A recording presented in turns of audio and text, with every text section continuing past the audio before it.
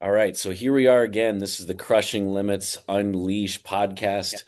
We have a great one today. We got Coach Eric once again, Coach Ashley Starr, my good friend Nathan Johnson. How we doing, y'all? Good, good, Doing good. good. Fantastic. Good, good. So Eric, you just got back from the Toronto Pro, you were telling us before we got on air here. Yeah. Tell us Uh, about that. How did everything go? And the show itself was really nice. That's the first time I've been there. Big show, even on the pro side.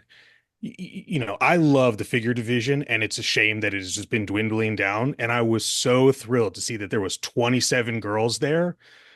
Oh yeah, I was like, yeah, total fanboy, like yay. So a wow. lot of people, a lot of girls, open bodybuilding for whatever reason, just kind of got kicked to the side. Little disappointing, but it's whatever.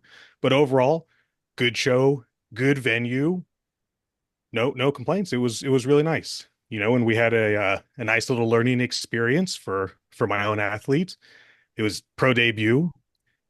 And I was trying to explain it to my mother because she called me and she was like, "How'd it go? How'd it go?" Typical mom stuff. And Yep. I was trying to explain, well, depends how you look at it. Because if you look at it from the standpoint of we went there to be the most absolute shredded version that we could have possibly have been and peaked correctly and held that peak, we did it.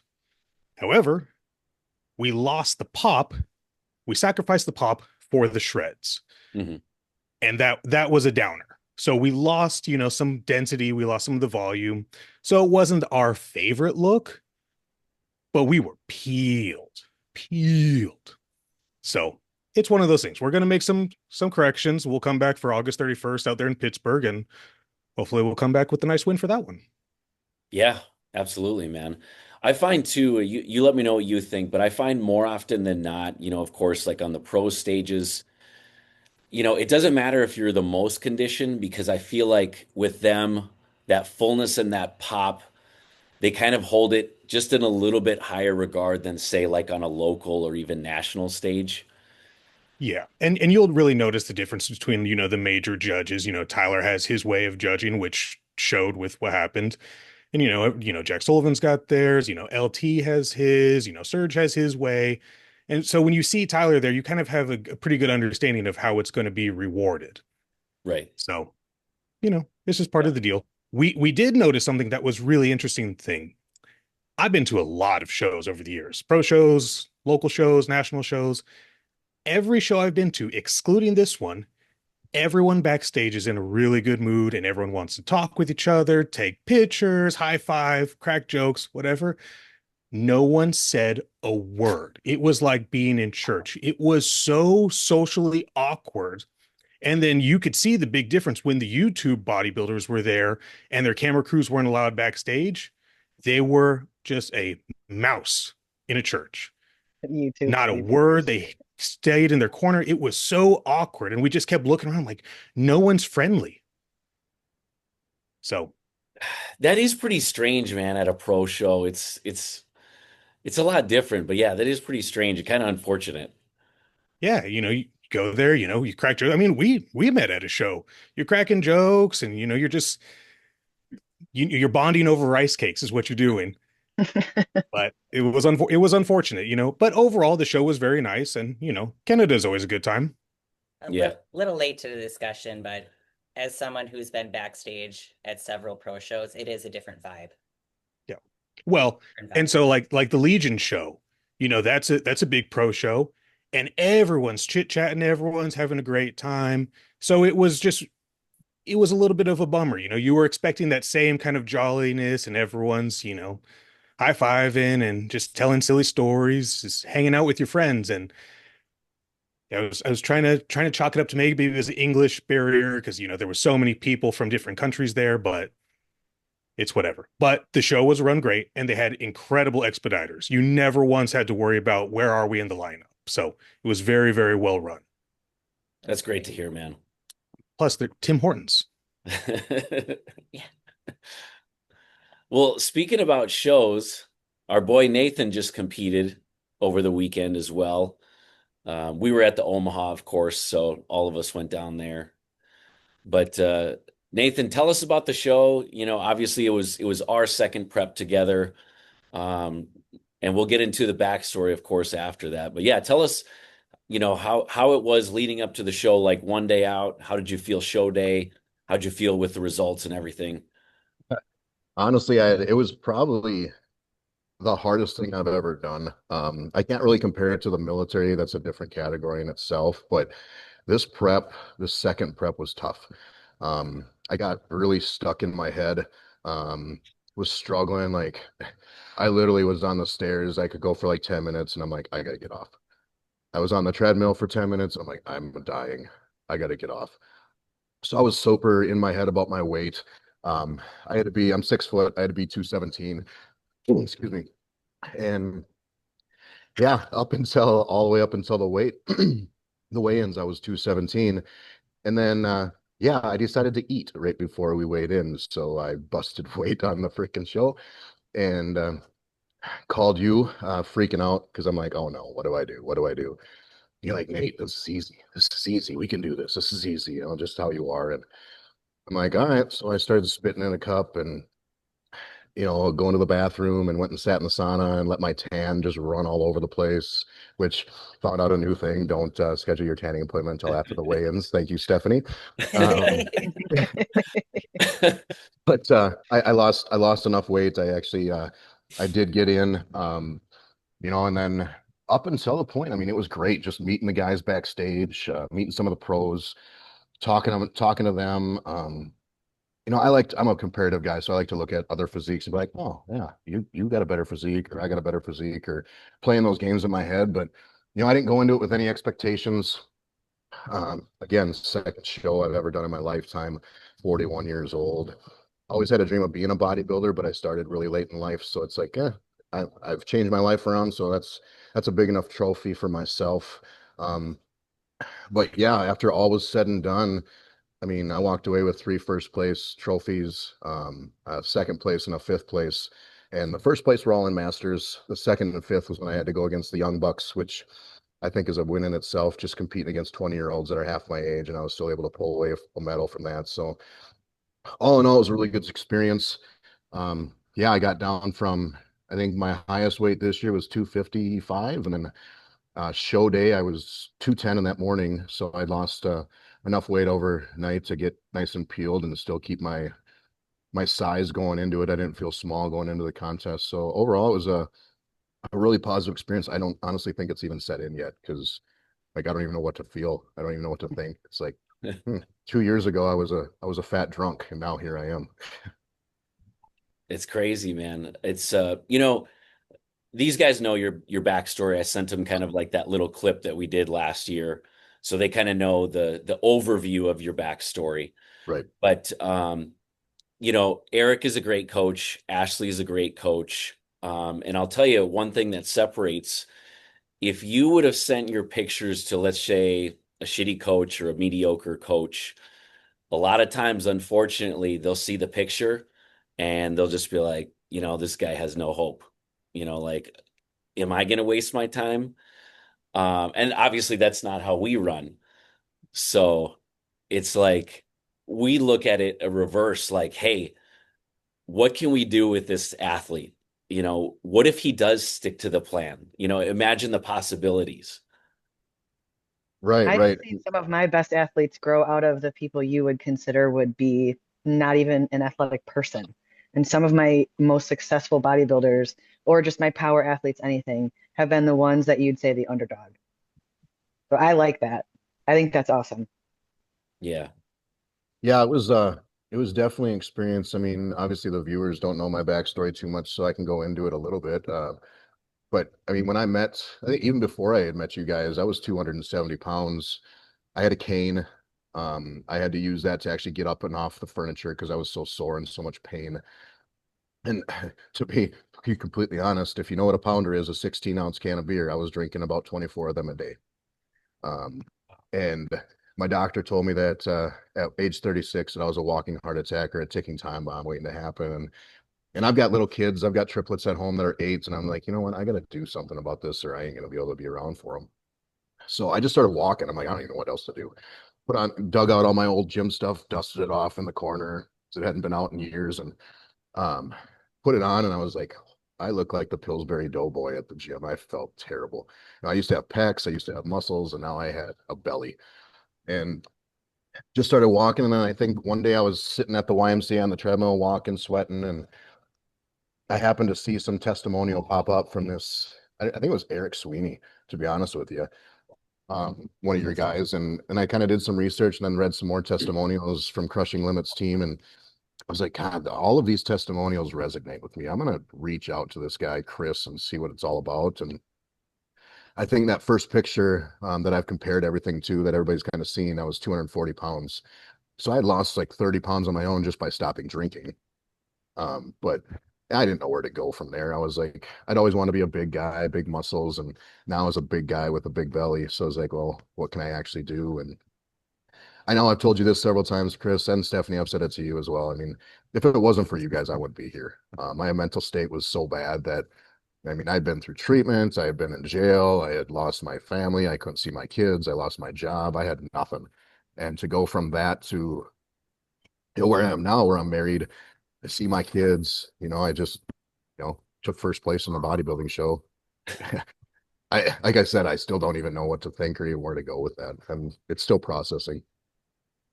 Yeah, that's amazing, dude. I mean, completely like 180 degree, change your whole life, change your mindset. I mean, it's just incredible. And to go from, you know, eating whatever, like I used to eat a large pizza in one meal. and, and now it's like I haven't had a pizza in 2.5, 3 years since I started with you. And I think I told somebody this the other day. Like I used to McDonald's chicken nuggets with my kids was like the thing that Hmm. and I had it was still during the bulk, but I had the chicken nugget Happy Meal with my kids, and I literally felt like I was going to throw up for 3 days because I haven't had anything in my system that was junk for so long. And it kind of leads into like recently I found out what a cheat meal is. If I would have known what a cheat meal was a long time ago, I mean, I would have been a lot happier. I didn't even know what to eat. I was just like, I'm so scared to lose weight and go back the other way. It's like, I'm not going to eat a cheat meal. I'm not going to eat grease. I'm not going to eat French fries. I'm just going to eat chicken and rice, beef and rice. That's all I get. So now it's adding in that cheat meal. I was like, oh, so that's what a burger tastes like. And it tastes really good. So now I look forward to that on my weekends when you actually give one to me. Yeah. A lot of times, because we'll go through together, we'll like go through together, or like we'll be doing plans together. And I'll be like, man, Nate just like, he just loves that chicken. Like, it would be like chicken, and then it would be like mashed potatoes with a little gravy. And I'm like, all right, this guy just likes his clean food. No, it was simply like, I don't want to get yelled at. I'm so scared of getting yelled at. And that's just a product of being in a toxic relationship for so many years. But you've never once yelled at me in 2.5 years, just like, hey, come on, do better. You can do better. You can do better. It's like, but now it's like, oh, I can actually enjoy life too. Like I don't need to just bodybuild and be so focused on it that it ruins everything. And I'm starting to learn like the enjoyment side of it now, where I can have fun and I can learn to cook food versus just eating chicken and rice. Like learn to actually do healthy meals. So I'm trying to learn that stuff, but not very good at it. But I'll figure it out one of these days. Oh yeah. Yeah, I was talking to someone the other day, and I was another teammate, and I was telling him like, you have to have fun. You have to enjoy it. Otherwise, whatever you're doing, it's probably not the right thing that you should be doing, because they were asking like, how do you guys like go to Italy, go to these shows, go to client shows, concerts, all this stuff? And it's like, Ashley knows too. She always messages when she's traveling, and I know she's never going to skip a beat. It's just like you just got to be prepared. You just got to have your meals. You got to look, like you did, Nathan. You got to research what gyms are around. Like it's really not that difficult if you just apply yourself. It's Right. just choices, really. Yeah. It comes down to choices. That's what I tell people all the time. You're either going to choose to think a little bit ahead, or you're going to choose to have to deal with the consequences later, mostly emotionally. Hmm. Hmm. Right. I found out like even last year, I went out to Kentucky a couple weeks before my first show, and I was out there with like 500 other people just for an event, and they asked, like at the end of the event, they're like, "What did you do all weekend? We saw you working, and then we saw you walk in the mountains, and we saw you leave for the gym, and then all of a sudden, every like 3 hours, we see you go to the cooler, go to the grill, go to the cooler, go to the grill." And like, "What were you doing?" I said, "I got a bodybuilding show. I'm prepping." They're like, "This is a vacation for all of us, and we're all partying and having a good time." And I'm just like, as much as I love that I did that in my 20s all the way through until I was like 36, I've had enough, and I feel great. And I don't want to get up in the morning and it takes me 5 hours to recover from the night before, where I can now get up and be rocking and rolling and ready to go and feeling great. And once you develop that mindset that, like, oh, this is what it feels like to be healthy, like it becomes addicting. I attribute it to like the runner's high when they get that endorphins from when they're running. Like when I go to the gym, when I have a good meal, like now when I can eat carbs again, like just feeling good. And I tell other people, I said, once you get rid of that crap in your life, the other stuff will start coming around. Hmm. And it's amazing to see like what has come around. Like I just posted a picture yesterday of me when I started to last year to this year. And I didn't think I changed much from last year to this year until I looked at the pictures. And it's just like, oh my God, that's what it is, and even me being a coach for clients like at the gym I work at, like everybody wants to get big and get big and get big. And it's like, all right, well, here's your meal plan. And like, I got to eat that much. I said, do you want to get big or do you want to stay the same size? It's like you have to make this a lifestyle change. This isn't just a quick fix by coming into the gym. And, for me, when I made that lifestyle change and that commitment, it wasn't a commitment to myself. I made that commitment to my wife, my kids, my family, so I could be there when I got older. And now it's become so easy to tell people no. Like, nope, not for me. Nope, can't do that. Nope, I'm gonna stay in my room. You guys go party, and I'm gonna stay here and just sit and be miserable because I can't drink water for the next 2 days because I got a show coming up. And they're just like, I just don't know how you do it. There's so much time. Like, there's people that understand the time and dedication, but I think the overall population just looks at you as a meathead and they don't realize that how much actual work, time, dedication, sweat, blood, tears that goes into this sport. Like, I didn't even know. And like I said at the beginning, like this is one of the hardest things I've ever done. And it wasn't hard physically because that stuff's fun, but it's hard mentally just to keep yourself in the game and not want to quit and not want to give up. And I know you deal with it quite a bit with athletes coming to you and saying, I can't do this, Chris. I can't do this, Stephanie. I gotta quit. I'm done. I'm done. I'm done. And you're just like, no, you're not done. You only got 2 more weeks left. We're gonna do this, blah, blah, blah. But Yep. it's it's definitely been a humbling experience, but like, life changing in so many ways. Yeah, it is tough, because like you're going to bodybuilding is completely uncomfortable. Like rarely are you at that point, maybe mid prep, beginning of prep, where you're like, you've gotten some of the body fat down, your conditioning is up, you feel overall pretty good. The cravings haven't set in, but for the most part, like you're very uncomfortable, whether it's pushing food, pushing your weight up, progressive overload, pushing your weights or your body fat's low, you're freezing, you're starving, you're craving sugar, you just feel like, absolute hell. And it's like if you don't have a strong mind, you're not really going to get far because your body's going to say, go eat carbs, go eat pizza, stop this cardio when it gets tough, right? And that's where you just have to have control. And we always tell people too, if you can excel in bodybuilding, even on a local level, you can excel in so many areas of your life, in business, in your job, in your relationships. Like that's where people on the outside that are just starting, they don't see those long-term benefits to where, yes, there are a lot of really successful people in bodybuilding that also have a successful lifestyle, a successful, relationship, a bunch of different accolades because they have that discipline. Right. And that's one of the biggest things that I've noticed in the change in my life or story is like when I first met you or first started the team, even before that, like I'd wake up, we'll go past the alcohol stage because I used to wake up and just grab a beer and crack a beer in the morning. So that's where I was at in life. But after that, it was I'd wake up and I'd have breakfast and I'd go take a nap. I'd get up, I'd have lunch, I'd go back and take a nap. Like that was my life. It was sedentary. It was nothing. And I don't think I really realized it until I was in prep this time or this year around. But like I'm waking up at 5:45 every morning, wide awake, and I get up, I eat my meal, and I may lay down on the couch for a little bit with the dogs and get a little morning cuddle session in with them.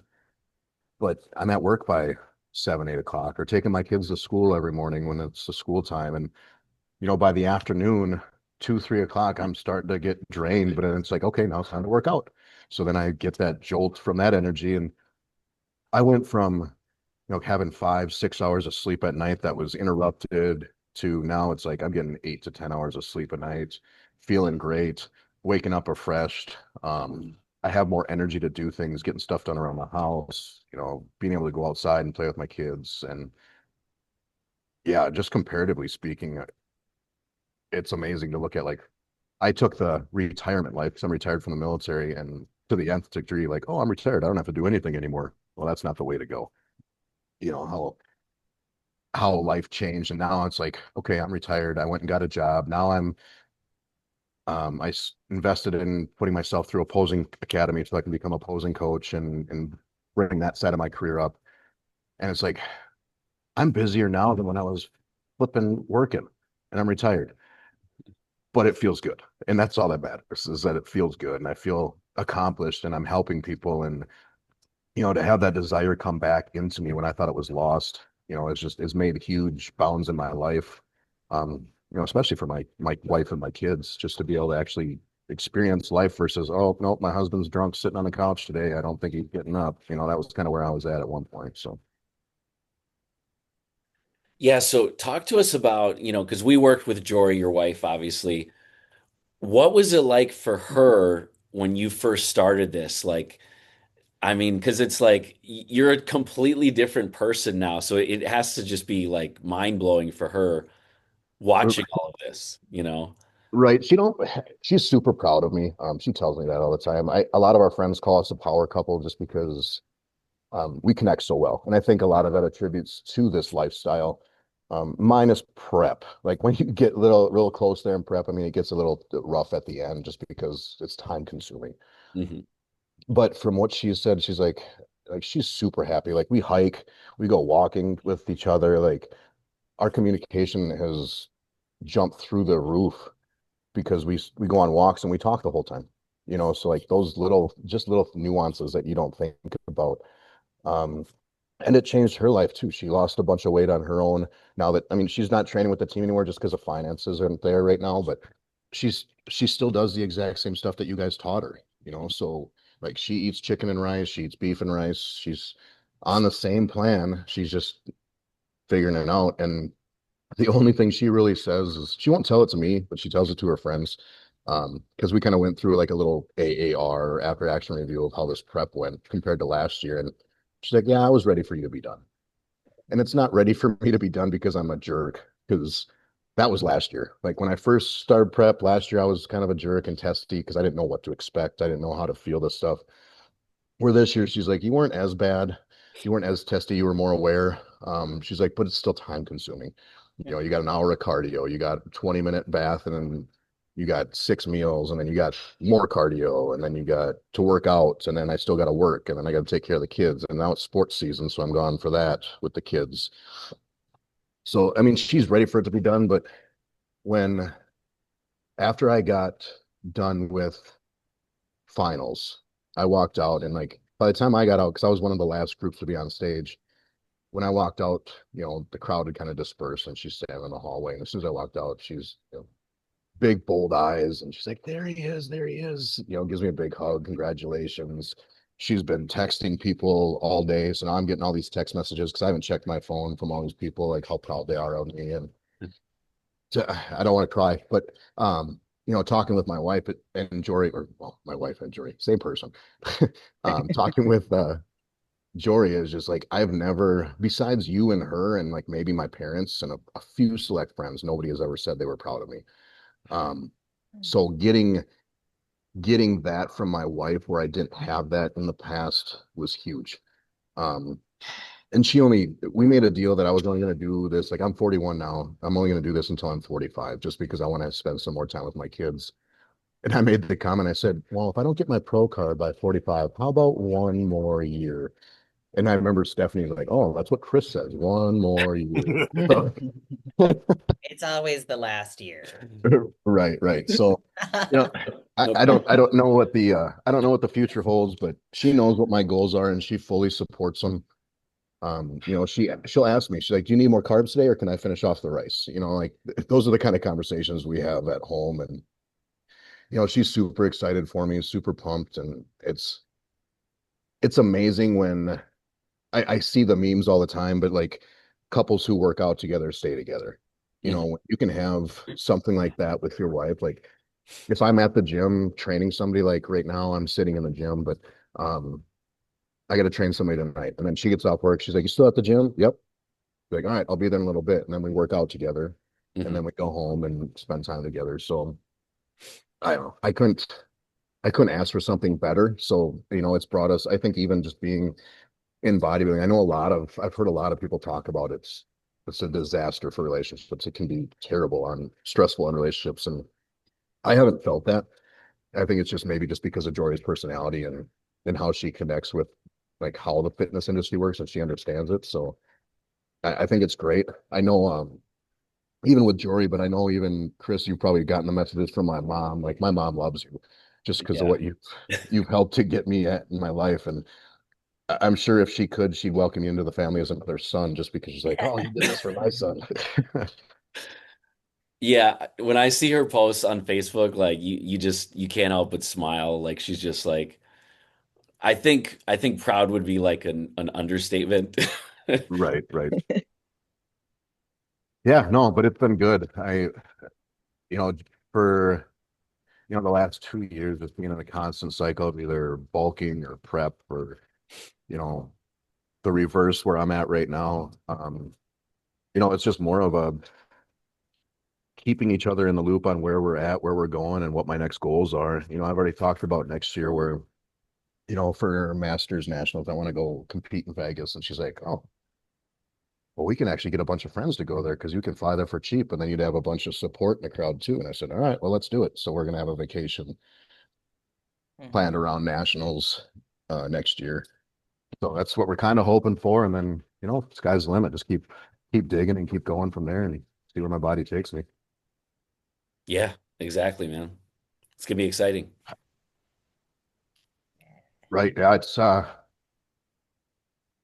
gonna be interesting. I want to grow big. But Same. yeah, I don't know that I don't think that's or an uncommon thing in the bodybuilding world. So I'm probably preaching to the choir right there. I don't know. Guilty. I don't want my legs any bigger. Well, So that's a luxury you have. I don't.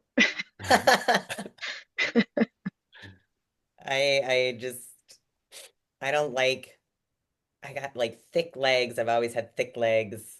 And I'm like, he's like, they can be a little bigger. And I'm like, It's no. hard to find clothes. I need to fit in jeans. I need to fit in shorts. Like, Yeah, so it's a it my on shoulders can get bigger. on the men's side, it's interesting when you have to buy stretchy jeans because or you wear sweatpants all the time because you don't fit in anything anymore. Yeah. Sweat shorts. It's the Yep. best investment. What short? Yeah, so I sent Ashley some pictures of you and the team one day out. We normally do this anyway with client shows. And what I was telling you, Nate, it's, to get to a national level or to get a pro card, you have to have a couple things. You have to check a few boxes, right? And that conditioning box we've already checked. Mhm. That's the part that most people have trouble in to get that next level condition. And that's something you've already achieved, which it is really mind-blowing considering where we started. I mean, no one would expect that conditioning would actually be your strong suit, you know. So once we achieve that, like we had, stellar condition last year, now we took it to another level. Mhm. Now it's, once we add a little bit of size to the upper body, the back and the arms, it's like, okay, now we got the whole package. Now we can go to battle again, you know?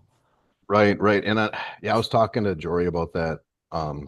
And a couple of friends that came down, they're like, well, what's next? You're gonna go compete right away? And I said, I don't know. Like I'm supposed to trust my coach. So whatever my coach says is what I'll do.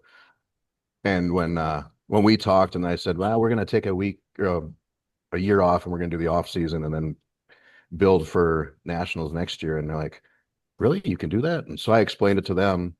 And I said, yeah, I'm like, my arms aren't where they want to be and my back isn't big enough. And I'm like, I know I got to work on legs as always, just because that's just not a huge strong suit of mine. And then I went and looked at those pictures that I posted yesterday of my first one, then last year and this year. And I looked at my legs and I'm like, I had a thigh gap last year.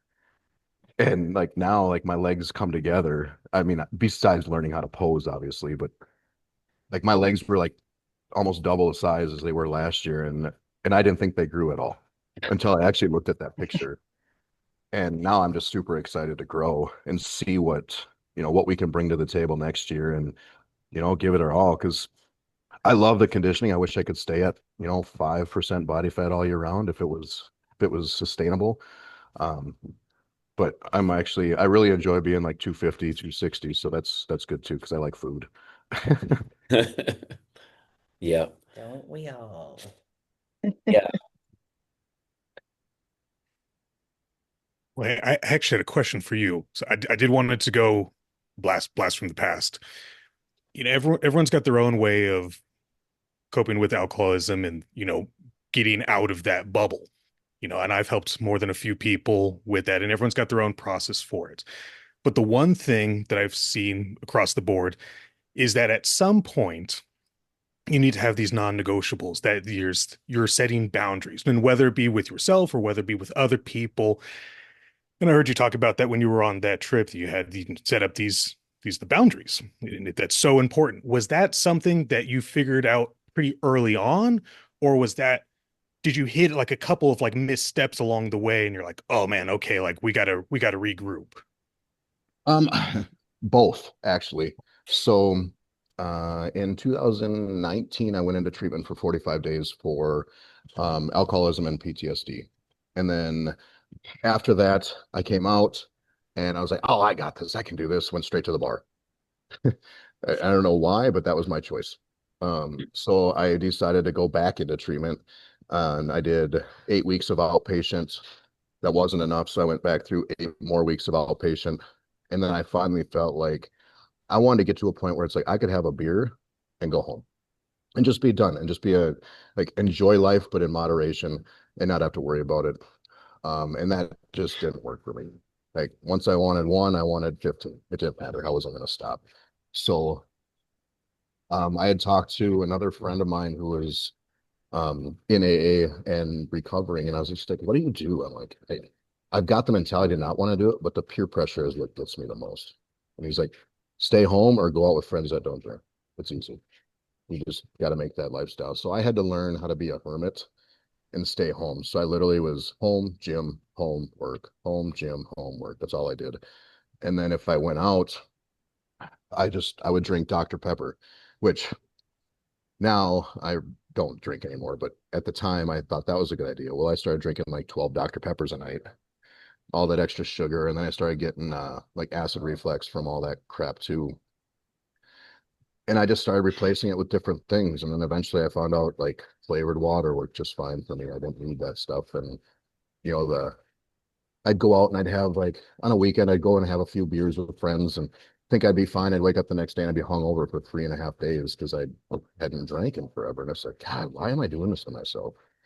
And then when I met Jory, and she's my saving grace, but she's not a drinker.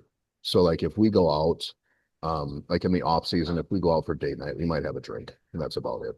And then we go home. So it's been a blessing in disguise because every person I've been around in my past has been what I would consider a baseline alcoholic. And now I just surround myself with different people that don't live like that. Like maybe if you're going on a vacation and you want to enjoy yourself and splurge, fine. But beyond a vacation, they're not not living that lifestyle. And I just tell people like I've lost so much from alcohol that I don't want to go back down those roads. You know, I mean, I didn't get to see my kids for a year, and I don't think people understand how hard that is. You know, and now it's just like, you know, you look at like different things that I learned. Protein synthesis stops after you consume alcohol, and I don't know what the ratio is, but I don't care. If I research that, then that just gives me a reason to be like, oh, I can drink up to this limit. No, that I don't want to do that. I'd just rather not have it in my life. And it's as much as I enjoy it, like if I go to a concert, I might have a beer or two, but it's one time out of a year that I go to a concert, if even. And it's become now just more of a mental thing. Like I enjoy drinking out of my 64-ounce jug that I carry with me everywhere, and I don't have time to drink anything else, you know. And I guess to go to your back to your point about it was just more of self accountability. Um, the accountability I learned through staying on plan, trusting your coach. Like I hear all these things over and over: stay on plan, trust the process, follow the plan, trust the process, trust your coach. I didn't know what any of that meant. Um, when it actually came down to where the rubber meets the road until like all of a sudden you start seeing your body change and all of a sudden you know how you feel. And you know that mind muscle connection I is almost gone into a mind body connection for everything that I put in my body. Like I know what fuels it, I know what bloats it, I know what makes it feel like crap, and alcohol doesn't do anything positive for that. So it's like, okay, if it doesn't do anything positive, it's like, why would I put water in my truck to try and fuel that engine when you need gasoline? You know, so I'd rather put in the proper fuel to fuel my body than something that's going to make it fall apart. And that's just kind of that mentality that I had to take and shift. And now when people ask me, like they look at my pictures up at the gym or they follow me on Facebook and they're like, God, how do you do it? And I said, it's honestly, I just took the discipline I learned in the military and I applied it to something else. And now it's just using that same discipline for everything in my life, getting up out of bed, not taking a nap, putting my clothes on. I mean, it's too easy to just be lazy and not do anything. But if you're not, I don't know if it was you, Chris, that told me this. I have no idea because my memory doesn't serve me real right now. But um, it was like if you reach your goals, what else do you have to live for? You know, so it's like, why not just keep making more goals? Keep raising that bar, keep raising that ceiling. Like if you hit a benchmark, it's a benchmark. You're never going to attain if you set yourself up for failure, you're going to attain failure, you know. And another thing I learned too along the way was garbage in, garbage out. So if I'm putting garbage in my body, I'm going to get garbage in return. If I'm putting healthy stuff in my body, I'm going to get health in return. So it's maybe I've just learned the strong mentality over time, the coping skills, just because my mental health was very, very poor as well. And I think a lot of that just kind of all came together and meshed like it was supposed to, um, just over the last couple of years. And, you know, to say it was easy would be a complete lie because it's not. You know, there's been times when I've had a beer and I tell Chris and he's like, all right, we're done drinking because now we're in prep. Okay, cool. Got it. Thumbs up. I got it, coach. We're going. You know, but it's just like you got to be honest. Don't lie. Like there's no reason to lie. There's no reason to. You're gonna know. You're gonna know by the pictures on if I'm drinking every day. Like I'm not gonna have the conditioning. I'm gonna have the fat. I'm gonna have the bloating. So it's like well, I can lie all I want, but if I'm not giving you 100% as a coach, you're not going to give me 100% back. And you know, I want to be the best. Yeah, I'm 41 years old. You know, I don't see in my future being Mr. Olympia, but I want to be the best at what I can do and achieve my goals. And the only way I'm going to do that is if I follow the plan, whatever that plan is. I mean, you know it in your head, and then you just tell me little nuggets along the way to keep me going. If you told me the whole plan right now, I wouldn't need you. Yeah. Yeah, and the biggest thing is that, as you know, Nate, it's the plan changes. Right. You know, like that's what people on, that are kind of just dipping their feet into, into the sport is like, I could give you the best plan on earth, but it's only going to work up until a certain point. And then it's the adaptation, it's the changes you make at a certain point, how your body is responding. That's what a good coach is for. It's Right. those adjustments that we need to make along the way. Right. And even your teammates, like, more recently I've started working out with some teammates where I'm very selfish in that way. I typically work out by myself, but I started working out with some teammates and like even their little tips, working out with other pros and working out with you and just saying, hey, try this, do this, let's add this in. It's like, holy crap, that just blew my mind. But there's so much to learn in this sport. Like if people think, oh, I can hire a coach for 3 months and they're going to teach me everything I need to know. It's like, yeah, they can teach you the foundational work, but beyond that, it's like, okay, now what's the next step? Do you want to build? Do you want to get bigger? Do you want, are you monitoring your macros? Do you know what you're even looking for? No, I don't. So that's why I hire a coach, and I tell everybody, even in my fitness world, that's like everybody needs a coach. Even my coach has a coach, and I have a coach, and their coaches have coaches, and their coaches have coaches. And if you look at any team sport or even individual sport your entire life, are people doing it by themselves? Some, yes, but the majority of athletes have a coach because why do you want to do it yourself? Have somebody else tell you how to do it. It's a lot easier. Just go in and put the work. Like I just want to put my head down and go to work. Just tell me what to do and I'll go do it. And then yeah, doing those touch points once or twice a month or working out with other teammates and finding out new things. It's like, okay, that's how you push yourself. That's what that intensity is supposed to look like. That's what that's supposed to feel like. I didn't like how it felt because it hurts, but now I know what I have to get to, and those many days of puking in the 55-gallon drum trying to learn how to do leg day were very obvious when it came to that. Yeah. So talk to us a little bit about what it was like at that doctor's visit, because a lot of people think, oh, this could never happen to me. Like, I'm not going to get diabetes or I'm not going to get cancer. So talk to us what it was like with your doctor when it's like when reality finally hit. Honestly, I felt like my life flashed before my eyes. Um, because when he said you're a ticking time bomb waiting to happen, I was like, it made it a reality that, wait a minute, that could happen like now, tomorrow, the next day, and I don't know which one, your HCL or LCL, whichever one's the bad cholesterol was like 300. And I think it's supposed to be in like the 100s. I'm not even sure. Hmm. But he just said, we got to fix this. We got to get this. So they put me on a bunch of meds and we're going to start there. And I was like, well, I don't want to take meds, but I guess if that's what I got to do, I'll do it. So I started taking these meds. Um, but it was a mental, I don't know, not to swear on here, but it was a mind F because it just threw me through a loop. Um, and it was more of that slap to the face. Like now I can actually see what's in the mirror. Where before it was like you just slowly kind of see it changing, so you don't necessarily see that decline over time.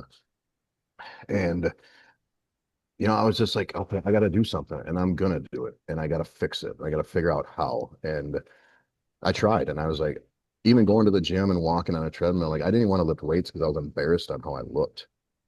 And I had to do a doctor's appointment. It was like every quarter. I think I had like a physical just to keep up with my doctor because he wanted to see where I was at. And then I just stopped going to him because I was still like, I'm tired of hearing you tell me how bad of health that I'm in. Hmm. So I'm just gonna fix this. Um, but yeah, I didn't want it to set me back into a depression or let it take my life because I've seen that happen so many times. I'm like, I'm gonna do something about this. I want to be there for my kids. I'm gonna prove to people that I can make these changes in my life, whether it's with a coach or not. I'm gonna just figure it out.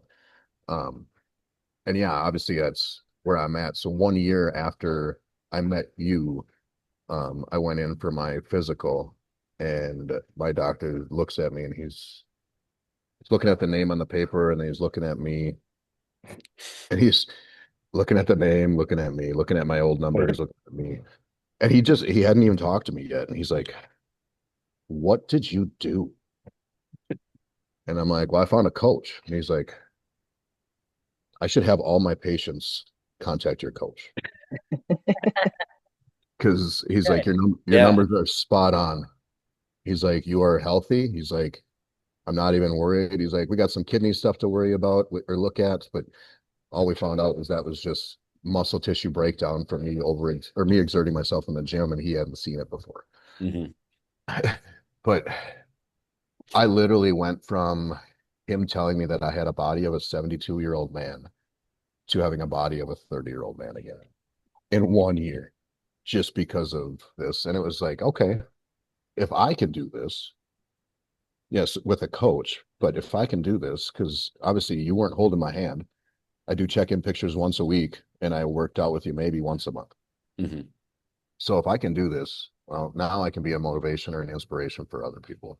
Mhm. So I've tried to have my story and try to reach out to people. Like, there's still times where, like, I'll take Jory, we'll go out on the motorcycles, and then we'll go to my old stomping grounds where I used to drink and show up. And I've had people like do the whole look at me, look at my license, look at me, look at my license, look at like, Nate, what the hell happened to you? It's like, I got healthy. I stopped drinking. Oh yeah, I haven't seen you in here in about 2 years because you used to be in here every day. So it's cool. And like now my doctor, like when I go there, he's like, so what's changed in the last year? And because now he gets freaked out because he's like, okay, you went from 24 or 270 to 198, back up to 255, and now you're 220. He's, he's like, I don't know what to think or say. And I said, that's why I have a functional doctor that if I have any issues, I can go talk to her. Um, but yeah, he's just like, whatever you're doing, keep doing it. Don't stop. He's like, it's working. I'm proud of you. I've literally stopped taking 4 medications since I started bodybuilding. And all of those medications were numbing my pain, numbing my mind, numbing my feelings. Like, I'm sure you guys know about gabapentin, but I was on enough gabapentin that it literally made everything stop working in my body Hmm. without going into detail. And now I'm at that point where it's like, okay, yeah, I have peroneal neuropathy, I have nerve pain, but now I know what it feels like. I'm not masking it with alcohol. I'm not masking it with painkillers. I'm not masking it with whatever nerve blockers they have. And my doctor's like, you sure you want to come off of these meds? And I said, you only give me meds to combat things that I'm having problems with. I'm not having problems with them anymore. So why do I need to be on these meds? And I said, and 2 of these meds are for the side effects for the other 2 meds you put me on. Yeah. I said, so if we keep going down this road, I'm like, I don't want to be on that many medications. And now I'm down to, I take 4 medications daily. And they're just I have some for anxiety and the rest are for sleep. Otherwise, I'm not taking anything. And it's like, I don't take ibuprofen. I don't take Tylenol. I just deal with it. And my pain went from, I think said this in a video or somewhere around there. Like my pain was a 10 out of 10 or like maybe even a 12 out of 10 most days. On my bad days, it's like a 5 or a 6, where I think it's more in line with what most people feel on a daily basis if they're in pain. But half my doctor is, he's proud of me. I've got 3 different doctors that are just like blown away. Like when I go in there, they're like, okay, are we in prep? Are we in bulk? Are we in this? Are we in that? Or what are we doing? And I'm like, well, I just got out of like, I'll have my another physical comes up in August. And he'll be like, okay, he'll probably look at the numbers, look at me, make sure I'm the same person, and then send me on my way. Because my appointments went from like an hour and a half long scoldings to a 5-minute checkup now. It makes it so much easier. And I actually go to my appointments because I'm not getting yelled at and I'm not scolded anymore. Yeah, that's awesome, man. Yeah. Well, I know you were talking about, kind of that body dysmorphia when you were looking at your legs and it's like, oh, I haven't made any improvements. I want Ashley to touch on this one because we have gone in depth for a long time, let's say, about the mental side of it, the body dysmorphia. What's that about, Ashley? Like, how do you overcome it? Man, I used to think it was a girl thing, and the more men I train, the more I realize that it is just a human thing. And sometimes I think the men hit it harder because the size that they're trying to go to is insane, depending upon their level they're trying to be at. And so I think sometimes that hits them harder because they don't talk about it either. I remember from one of my master's courses, it was an eating disorders and behavioral type class, and they were saying the statistics of men with eating disorders is much higher than women.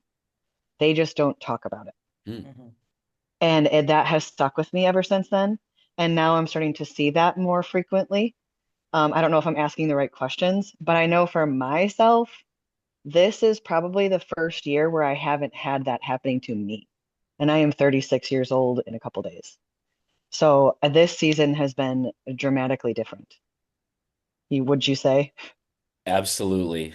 Uh, I think just I people keep asking me what's the difference this year, and I genuinely believe it is my mind because the cardio is always there, training is always there, your mind, you can't get it to go to sleep at night. That's just life.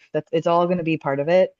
So all of that's the same. Food is low, but I feel awesome. And Yeah, I I noticed truly, that the food wasn't there. yeah, the You said food's the definitely cardio not there. and the training was there, but we bypassed the food. I just pretend like food is a job during prep because I love food. I love to eat food. But when I'm in prep, I have finally gotten to where I can realize that it is just part of my job and I get to enjoy the delicious recipes and all of the different things at other times when I choose to enjoy it. So this season, I did a lot of work on my mindset before I went into it. I kind of looked back at last season and all the previous and thought, where were my gaps? And I told you, if I'm getting back on stage this year, I am not doing it until we know that we are going to be right as far as we can get. mhm. And part of that was me, it was my mind. Yeah, we got to grow, we got to do all the things, but I knew I was kind of standing in my own way. So I think that was the biggest difference this year. And so that's why I don't think I'm chronically messaging you like, man, do you really think that I have quads? Do you think we're going to be good? It always cracks me up, and you're not the only one, trust me. I mean, it always cracks me up when I get those and I'm like, are we looking at the same pictures here? I mean, Ashley, you would not believe, and hopefully this will make your day, but you wouldn't believe the amount of messages, the DMs that I get when I either post about you or repost a picture of yours, and people are like, what in the hell has she been doing the last year? Like, you know, Without at risk of sounding like I have a bad ego, this has been happening to me. And so I've been taking it in like people are watching, and that's great because for me, you know how I feel about training. I am sick of the crappy trainers, the people who go on and film themselves in a gym and spew a bunch of crap that doesn't make any sense. Mhm. I do not like social media. I don't like any of that. I like real training. And I have had these people reaching out to me saying like, Ash, we've been watching you and like, what happened? I'm like, honestly, what happened was I got into a healthier place. I got into a healthier just environment in my whole life, but also my mind. I decided that that was going to be my off season to do outside of eating and lifting. And so I believe that is happening because it's happening to me too, which is really cool. Yeah, Yeah, it I was is. gonna say that we were looking at Instagram the other day, and Jory and I were sitting there, and I said, "Did you see Ashley's legs?" I was just If like, you would have said that last year, I would have been like, what legs? right. I was like, holy crap. Yeah, I know. I'm believing in my abilities this year and just in general. And you were saying earlier, people don't realize that this can correlate into life. And Mhm. I try to tell my clients this all the time. If you can go through a tiring day, mentally exhausting day, maybe your job was tiring, whatever. Maybe you're fighting with your spouse or your finances or whatever it is. If you can deal with the prep side where you're fighting all the exhaustion and you're still doing it and you're still trying to get better, life stuff is going to seem easy. Mhm. And if you continue to take that approach, it really does start to change. And I think I personally was telling people to take that approach, but was like 75% doing it until I faced myself in the mirror and said, like, get it together. You want to be at this level. You are so far from that level right now mentally that you need to do something. So that has been uh, 2024/5. I know when I started, even my first year, when I got all the way down and we were getting like stage lean, I was like, God, I just feel like I'm small. And I was researching body dysmorphia, bigorexia, whatever made up words there are out there to try and figure out my problem. And I didn't figure it out literally until like 3 months ago. And it was my cheat meal thing that we talked about earlier. And when I started eating cheat meals, like I literally saw my muscles like grow before my eyes when they filled back in and were actually their size. So I completely understand now what all that stuff is and how mentally defeating it can be when you're not either asking the right questions of your coach or you don't understand to ask a question.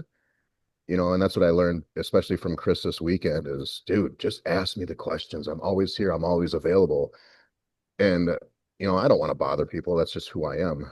But now, seeing that we all go through it and finally understanding what it is, it's like one little change makes a huge difference, but it's like a mental shift. And that's where I started to see like, oh God, I actually look good. I'm not as big as I want to be, but I'm getting there. And instead of I look like crap, I look small. So it was like that, just that change in mentality and mental focus switch that I had that I noticed. But yeah, I think like what you were saying, like dealing with all the different nuances in life, but coming back and taking those compliments that you're getting in your DMs or that Chris is getting about you, or even like when I look and be like, oh my God, Ashley's legs, like it's amazing what other people see and how hard we are on each other or on ourselves, I should say. The messages that I have gotten, to be honest, have been in moments I think I needed it the most. And it wasn't in relation to my body at all. It was just life was being life and things were heavy. And, you can get into your own mind. And these people were saying certain things that I have been working for years to hear. And so when you finally hear those things, you go back through, your Rolodex of information from years ago and remember those moments you were hoping for that. And so it's definitely been really humbling for sure. Yeah, Chris, what about you and Eric? I know you guys are like you've been doing this for a long time, just like Ashley. Like, have you guys dealt with the body dysmorphia or Eric, I'll let you go first. Brother, Says the I guy who fills the live. whole screen. You fill your whole box. No, the body dysmorphia, I mean, everybody gets it. And part of prep, you start depleting and, unless you start really getting into like the nitpicky things, like with the nootropics and making sure that you have enough choline and enough, proper fat for the brain to function and whatnot, you start getting like that little kind of feel. And then, the second guessing comes in and you're like, oh my God, like I look horrible. I'm never stepping on stage. And you just have all these things.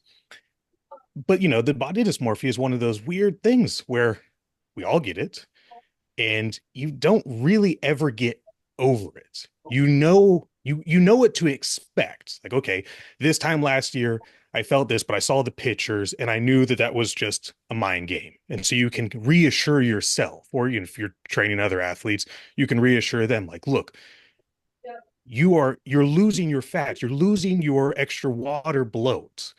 You are not getting smaller. Your muscles are still very large. Now you're just able to see them better. And so hearing that for a lot of people will be like, oh, okay, because a 200-pound lean guy is way bigger than a 250-pound fat guy. And then they're like, oh, okay, that makes sense. So I look better naked and I'm bigger. Solid. But the eating disorders, it's a really big ordeal, especially with so many people abusing the GLP-1s. And it was something that I see on a constant base, and it really bugged me. And so a gentleman, his name is Cade Powers. He's a retired professional baseball player. He reached out to me and said, "Hey, look, I want to give back to the kids. I'm doing these sports camps, primarily baseball, but they'll have other things, basketball, football, these things." He goes, I don't really know what to do with you, but he was like, but I would like you to do something with the kids. And I said, say no more. It's for the kids. I'll help out any way I can. So I wrote a book, an ebook to give to the parents so they could work it with the children. And the first page in there is a letter to the parents to make sure that they understand that food should never be used as a punishment. You don't use it as a bribing tool. You don't use it as punishment. Food is their friend, and it is your job to guide them into helping them understand how they can make these positive choices to set them up for success. And there's kid-friendly explanations in there so they can understand it and how they can keep it and really comprehend what some of these lessons are so they have these tools to set them up for success for life. Because, people in the fitness industry are very dedicated. You can be motivated all you want, but the motivation doesn't stay. You could wake up and feel like a knife through concrete and don't want to do anything. But that dedication and discipline will get you through those slumps. And if we can help the kids with the eating disorders or preventing the eating disorders, I think the younger generation will be in a much better place. And if we can eliminate one of those negative variables, you know, that's we're moving in the right direction. Seems like everybody wants that quick fix these days. They don't It's want the to. it's the TikTok generation. It's Everyone social wants it in less media. than 3 seconds. Yep. Yeah. Yeah. And if it's not pretty, they don't want it. If it's boring, they don't want it. If you don't have, 10K followers plus, they don't want it. If you're charging more than $25 a month, they don't want it. Well, and you'll see too, like every social media platform has a different audience. Like the difference between the TikTok audience versus Instagram audience are very different, and they're both vicious. I got social media famous from a silly tricep workout thing, which is the most bizarre thing because it generated so much controversy over something so remedial. And it was at that moment I realized I'm like, okay, great. We gained what it was like 24,000 followers in under 24 hours. Oh my The God. thing on all the platforms, it was something like 4 or 5 million views. And at the time, you're like, this is cool. I'm a household name, but you became a household name for being entertaining. And then when I gave them actual information, they're like, no, dance monkey, we want to see the silly shit. And you're Mhm. like, okay, here's more. So, there's so many people that they don't want to be educated. They just want to be entertained. And, the entertainment side of whatever the fitness industry is becoming is not sustainable. You know, uh, I'm, I'm not going to sit there and say negative things about him, but Greg Doucette was up there at the show. Um, and we were talking about that, and you saw the dramatic change in what he puts out there for the public. He spent so much time being spew for views, and then people, they turned on him. Mhm. And they're like, oh, you don't do of anything of value. You're just telling other people how much these other people suck. And now he's out there. He's like, well, let me build up the younger generation. Let me help. Let me share my knowledge. Why didn't you start with that? Why weren't you doing beneficial things for your community? You made millions of dollars off the back of other people in a negative way. Of course, people turned on you and don't want anything to do with you. So think about things long term. Mhm. Right, right. I Yeah, also think that the social media plays into the body dysmorphia heavy because what a lot of my clientele does not realize is filters, lighting, angles, time of day. Maybe that was an old photo, just a million things that could be going on there. And then they take that picture and it stays with them forever. Sure. And it's in their face. And I think that is a one of the negative sides too, because there's not enough reality. Well, and right, nobody right. Right. posts their bad photos. Well, Nobody shows their bad photos. Yeah. and people are forgetting that, and maybe they're not forgetting, maybe they just don't know. So I will tell you, most of these fitness competitors that post these incredible photos all year long were in shape for 2 months. They took a gazillion photos and then they just sprinkled them throughout the year. So like, look at me and my 8 pack all year long. Mhm. Unless you Mike O'Hearn, that didn't happen. Mm-hmm. Right, right. Yeah, I'm trying to learn. I don't like social media either, and I'm forcing myself to learn and understand and try to make reels. and I'm, looking through those insights and trying to see, oh, how'd this one do? How'd that one do? And it's like they get up to 50% and then they take. They get up to 50% and then they take. They get up to 60% and then they take. And it's like, God, what is it? And it's like I'm putting out what I consider to be decent content. It's not good. It's not excellent, but it's me starting off. But then I look at some of these contents out there and I look at their views and their view insights, and it's like 80% views, and these guys are making, and I'm like, that was pathetic. It's Mhm. like I want, I wish social media would do like no filters, because I don't use filters. I hate filters. Like even I had to go through and edit my Zoom stuff so it wouldn't have a filter on my face for this call, because it's like I just want to be real. I want people to see that real side of me, and I don't care if I'm fat in a picture. I don't care if my hair is all over the place. It doesn't matter to me, and that's what I want to, bring to the table for people, is realize that, hey, my social media is not my highlight reel. Like I just post whatever I want to post, and I think that's what a lot of it is everybody's so succumbed to this highlight reel and comparing themselves to everything they see on social media, when they forget to take a step back and realize that person puts their pants on probably the same way as you. I don't know, maybe in 2025 they're putting their pants on backwards because it's weird, Mm. but I mean, it's everybody's highlight reel, and it's like people need to realize that there's more to life than just let's have a filter and looking good on Facebook or Instagram or whatever else. And no, I really appreciate when people say that. Like it's, I don't know. For me, it's like these influencers. Like I don't want to talk bad about people either, but it seems like that influencing almost outweighs more than what they're actually doing, even on stage. And no offense to like Sam Sulek. I mean, he's a great influencer and he got his pro card. But did that come into play? Did that not come into play? Because he's a very popular household name right now in bodybuilding. But then, what about the next guy that's an influencer? It was like Janicki just got his pro card, Hmm. and he's a big influencer. Watching these guys that are influencers making it, it's great, and it makes them more popular and it gets their popularity out there. But I hate to see it where it goes from that into, oh, now I'm a pro and I know I'm God's gift to mankind. It's like, no, now you just start back at the bottom and you got to work your way back up through the ranks. And people forget where they come from. And I'd rather have people in social media like see, where did I come from? I was an alcoholic. I was a drunk. I've been in jail. I was in the military, blah, blah, blah. But now they can actually relate to it.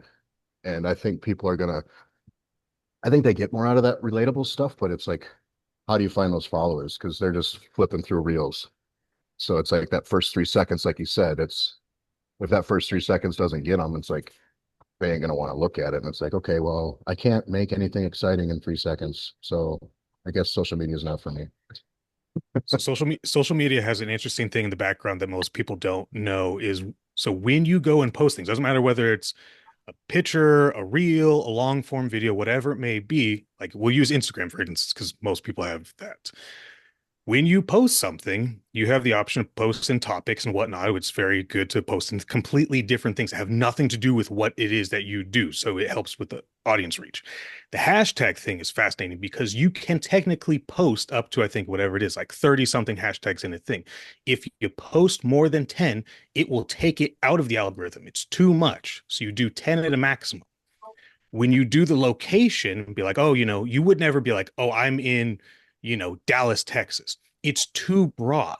So what you're looking for is whatever that audience is. So like if you were posting fitness content, you wouldn't post where you really are. You would post a popular fitness hub, like a gym or something like that. You would be like, I'm at the Dragon's Lair in Las Vegas, or I'm at, Gold's in Venice. But depending on the time of the day and where that location is, it gets it into it. And so what you're trying to do is you're trying to ride the wave. Another thing that people don't do, and I think they should because it really does make a big difference, is when you post up a reel, it gives you the option to change the thumbnail for it. I highly recommend doing this, whether it just be just a red line, because it'll get people to stop as they're just aimlessly scrolling, or sex sells, put yourself in a bikini. Yes, even you. Yeah. So when people are aimlessly scrolling in their Explore page and they're like, oh my God, look at that guy in the bikini, they're going to click on it. Even if it's for I'm shock guilty. value. Yeah, yeah. Even if it's for shock value, you just need to grab that attention because people are going to be like, "What? What is this?" And that's why you see so many little oddball, bizarre things as you're scrolling aimlessly on the internet. It's just for that shock value to grab your attention. So having those couple key things in there really helps target that audience. It'd be the same thing if you were spending money on advertisement in Google or something like that. You wouldn't just be like, "Google, here's $20, do your magic." Got to give them some guidance. Hmm. So, I mean, business wise, social media can be extremely beneficial because the only thing that you really need, clear video, clear audio. If you have muffled audio or you see those guys and they're just like, "Hey, I'm talking into my microphone." No one wants to see that. I will instantly scroll right past that. But as long as I can hear you clearly, I'll give you the time of the day. I'll hear your message, and then I'll go eat a burrito and carry on. Because I Kicking have and body right, kicking and right. dysmorphia. Well, then if you're like me, if it has a dog on it, I will click it. So if you're I thinking you know. need views, Just put make a a dog, thumbnail of the dogs. right, just like a cute little dog. I will watch that whole video, even if it's not even about dogs. Actually, she'll show me a picture of dogs. I'm like, don't show me. I don't want to follow many because I just want them all. Yeah. Yeah, same. That's why we have too many. We have three. And I will take puppies, please.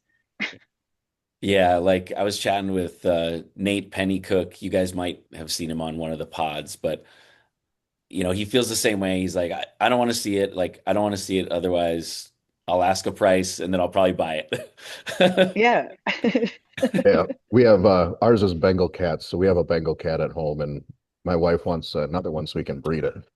So I get to see all these little pictures of kitties all the time, and like I don't want it. And guess what? Yeah, like 2 months ago, I reached out and like, oh, how much is a male? We have any extra ones? Yeah. If I could have 15 dogs, I would. Yeah. Right? It's not practical. It it'd Maybe be small dogs. it'd be funny seeing Chris walk out of a hotel elevator with 15 dogs going out to go to the bathroom with him. Oh, Oh, but my heart would be so full. I would be so well, happy.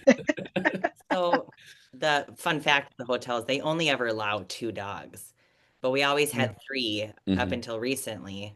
And so I'd be like, okay, Chris, take Paco, go out that door. I'm taking the other two. I'm gonna go out this way. Stay away from me. Like we don't know each Yeah, so we'd other. Yeah. separate and Yeah. then no one would ever care or just they were just cute and they're like, "Oh, we don't care. They're just too Yeah. cute. We don't really care." They were probably like, why are these people split? Why aren't they just walking together? Yeah.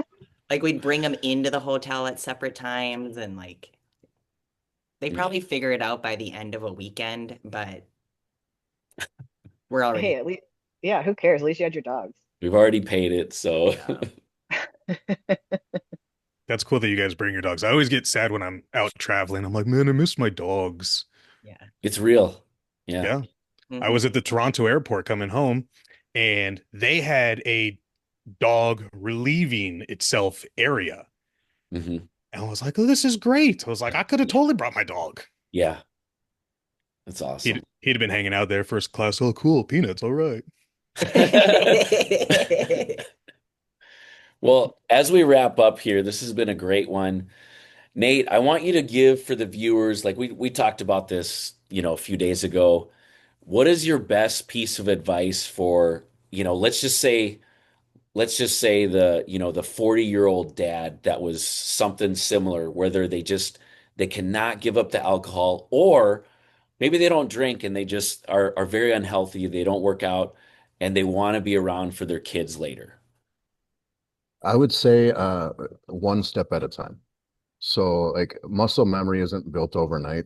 Takes 90 to 120 days. So I'd say it's the same as how I kind of handled the bodybuilding with you, Chris, is I told you straight up when we first started, I'm like, I can't do 6 meals a day. I've only been doing one or two.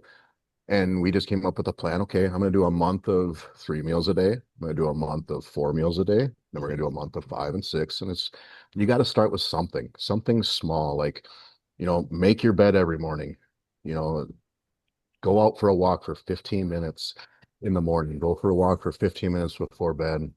just make those little bitty life changes and they just compound on each other. And that's the way I was successful is just starting off small and not overwhelming myself. So it'd be like take care of one thing today. What is one thing I'm going to get done today? I'm going to do that. And when I accomplish it, I'm going to reward myself. And when I reward myself, and this might be, hey, great job, mate. You got that done. And then I'm going to be like, okay, now what can I do next? And it went from, obviously taking naps to now when I sit and watch, if I'm going to watch TV, if I even have it on, I literally stand and eat my food and watch TV so I can go get the next thing done. Mm. So I think if you just start small, don't overwhelm yourself.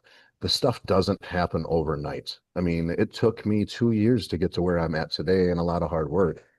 And yeah, I lost 70 pounds in probably 2 years. And then I lost another 45 pounds this year as I came into prep. It doesn't happen overnight. It took a lot of time. And you know, you you got to find that healthy balance. And if that balance isn't there, then you need to remove some things out of your life that make that balance uneven and keep that healthy balance. So, I mean, I think the biggest advice I could give somebody is, yeah, just start off slow. If you can't afford a coach, coaches can be expensive depending on where you come from, what kind of job you have, money at, whatever. But even that, talk to a coach. Be like, hey, I really want to hire you as a coach. I can't afford you. Is there somebody that you know that I can afford? Is there something that you can do that's on a smaller scale that can help me? Can we just start with just a little bit of advice and then go from there and build that relationship? Because, everybody comes from different areas, but I think the biggest thing is people run into fitness. I'll attribute it to the January 1sters of the year.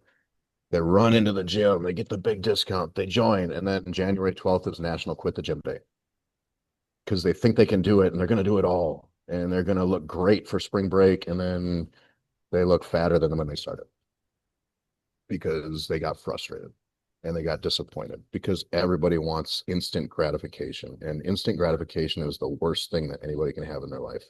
You need to have that slow, like life's a marathon. Take your time, work through it, get really good at it, and then add something to it. Until you're really good at something, don't add anything else in. If you can't be consistent, there's no reason to add more. Yeah, that's great, man. I love it. Well, hey, we appreciate everyone coming on today. This was a great one. Yeah, thank you. Love it. Great to be on here. I hope to be on, hope to see some more soon. I need some more walking material. I know we got to catch up, man. That trip's Italy set us back a little bit, but we'll ramp up. Awesome. Awesome. Good to see you guys. All right, Thank guys. you. You guys enjoy the rest of your day. Bye, guys. Bye. See you guys.